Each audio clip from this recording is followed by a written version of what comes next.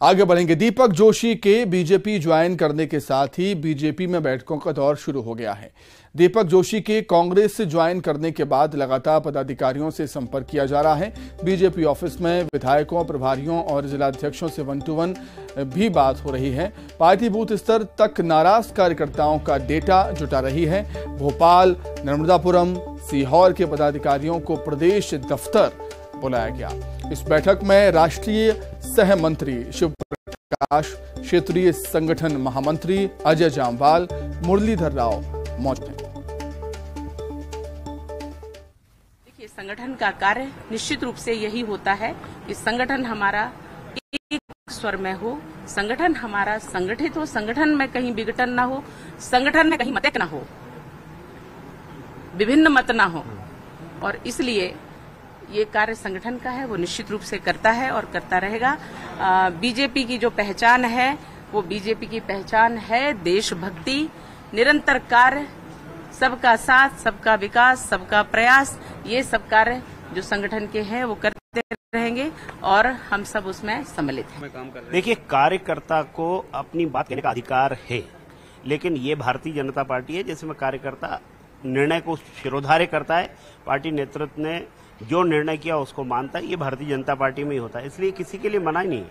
आज जो काम मिला है उस काम को करना ये कार्यकर्ता की प्रामाणिकता दर्शाता है। भारतीय जनता पार्टी एक कार्य पद्धति पर चलने वाला संगठन है और इसमें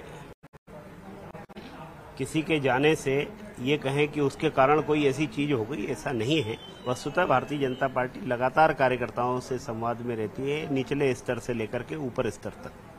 हम वहाँ की रचना से जहाँ जिस कार्यकर्ता का काम होता है वहाँ संपर्क करता है, जहाँ बातचीत करनी होती है वहाँ बातचीत करता है और ये क्रम लगातार चलता है।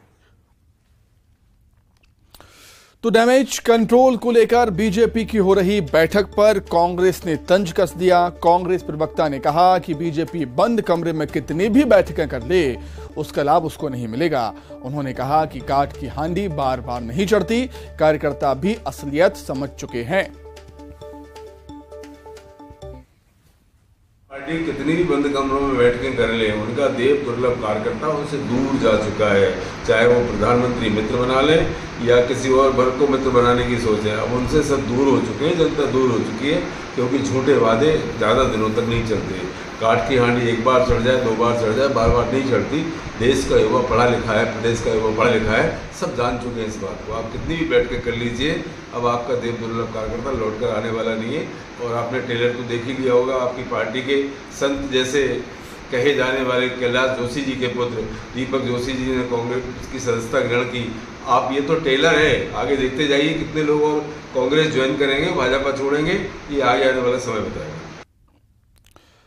तो किस तरह बीजेपी इस डैमेज को कंट्रोल करने की कोशिश कर रही है, उसे समझने के लिए सीधे हम भोपाल का रुख कर लेते हैं। सहयोगी शैलेंद्र भदौरिया हमारे साथ जुड़ गए हैं। शैलेंद्र, जब भी किसी पार्टी में डैमेज होता है कुछ, तो उसे कंट्रोल करने की कोशिश होती है, जैसा कि बीजेपी कर रही है, और ये जरूरी भी है क्योंकि ये चुनावी साल। शैलेंद्र।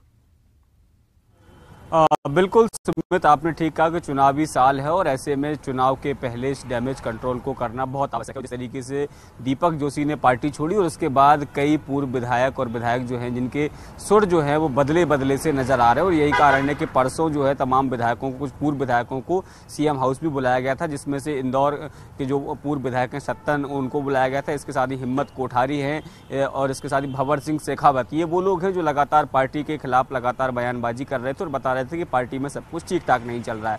और जिस तरीके से दीपक जोशी पार्टी छोड़ के गए, इसके बाद कहीं ना कहीं बीजेपी अलर्ट मोड पर नजर आ रही है। भले ही खुले तौर पर वो ये नहीं कह रहे हो कि इस डैमेज कंट्रोल को करने के लिए बैठकें हो रही है, लेकिन जिस तरीके से बता रहे हैं कि तमाम जो पदाधिकारी हैं जो बैठक में मौजूद हैं और उसके बाद राजधानी भोपाल हो, नर्मदापुरम हो, सीहोर हो, इन तमाम इलाकों के जो प्रभारी हैं, जिला प्रभारी, संभाग प्रभारी, जिला अध्यक्ष और विधायक, सभी लोगों को